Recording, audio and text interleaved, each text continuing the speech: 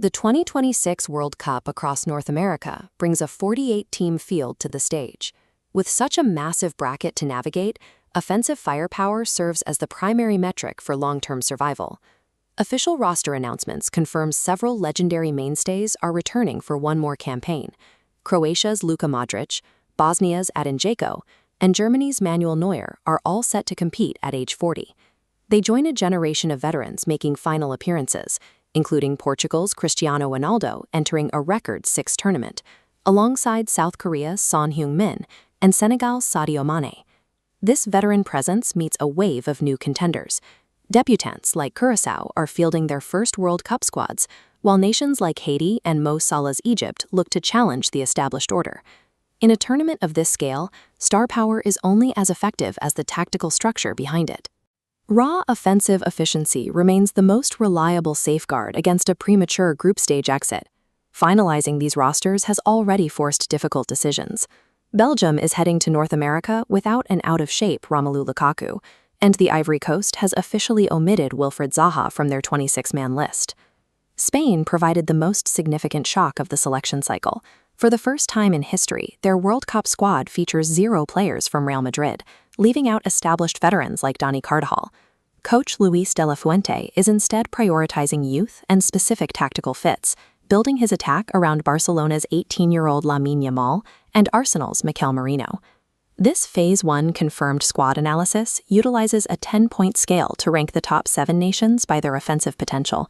Each rating accounts for confirmed striker depth, winger productivity, and historical scoring data. The statistical gap between the top 3 nations is exceptionally narrow. These tight margins indicate that the tournament's outcome will likely hinge on subtle tactical adjustments. These ratings analyze how effectively a nation's tactical system manages the specific deficiencies inherent in their forward rosters. Rank 7 belongs to the United States with a rating of 8.2. Mauricio Pochettino's Frontline is built on the athleticism of Christian Pulisic and Folarin Balogun. The U.S. remains heavily reliant on Pulisic for chance creation, and questions persist regarding their finishing consistency under the high pressure of a knockout bracket. Japan holds rank 6 with an 8.4 rating, but their analysis has been disrupted by late injury news. BBC Sport reports that Kaoru Mitoma is officially out of the tournament. Without Mitoma, the burden of maintaining Japan's high-speed transition identity falls almost entirely on Takefusa Kubo and Daisen Maeda. Japan continues to struggle with physical dominance in the penalty area. Against deep defensive blocks, their intricate build-up play often lacks the clinical efficiency required to score. Senegal enters at rank 5 with an 8.6. Their attack is defined by directness and pace, utilizing the wing penetration of Ismaila Sarr and the verticality of Nicholas Jackson. Their primary challenge is finishing. While Senegal excels at generating dangerous attacks, they often lack precision in the final action against top-tier defensive units. These 3 nations possess the speed to disrupt any opponent, but their shared struggle to guarantee results in the box keeps them below the elite threshold. Germany sits at rank 4 with an 8.9. Their offensive unit is characterized by fluid movement and highly interchangeable roles among the forwards. The system prioritizes creativity between the lines, with Jamal Musiala and Florian Wirtz providing the vision to unlock defenses for Kai Havertz. Germany still lacks a high-volume traditional finisher. This forces them to manufacture goals through creative superiority rather than relying on a dominant central presence. Rank 3 is England at 9.0. Thomas Tuchel's side is built around the playmaking and scoring record of Harry Kane. However, recent BBC updates confirm significant injuries to Phil Foden, Cole Palmer, and Trent Alexander-Arnold. The loss of these technical creators changes the tactical landscape.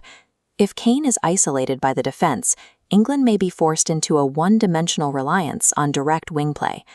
As England and Germany demonstrate, even a single missing tactical element can undermine an otherwise elite offensive structure. Brazil takes rank 2 with a 9.5 rating. Carlo Ancelotti has focused the squad's identity on overwhelming speed from the flanks. The pairing of Vinicius Jr. and Rafinha creates an elite wing duo, supported by the penalty box movement of Real Madrid's Endrick. Neymar remains the primary creative force between the lines. However, his fitness and match sharpness are significant variables for the Brazilian coaching staff. Brazil's reliance on wide play leaves questions about their central finishing consistency if opponents successfully congest the flanks. The sheer volume of their explosive wide talent nearly offsets these central concerns, placing Brazil on the threshold of the top spot. France secures rank 1 with a rating of 9.7. They arrive in 2026 with the deepest and fastest front line of all confirmed squads. Kylian Mbappé is the undisputed centerpiece of the attack, while Michael Olise provides the technical quality to deliver high-value final balls. The sheer unpredictability of winger Ousmane Dembélé allows France to dominate rapid transitions and break down structured defenses with equal efficiency. The only notable flaw is the lack of a settled starter in the number 9 role, creating a potential overdependence on Mbappé if their attacking patterns become predictable. The 2026 World Cup bracket tests the functional depth of these squads over their star power. The title will likely be won by the nation that most effectively masks the specific tactical vulnerabilities exposed by these rankings.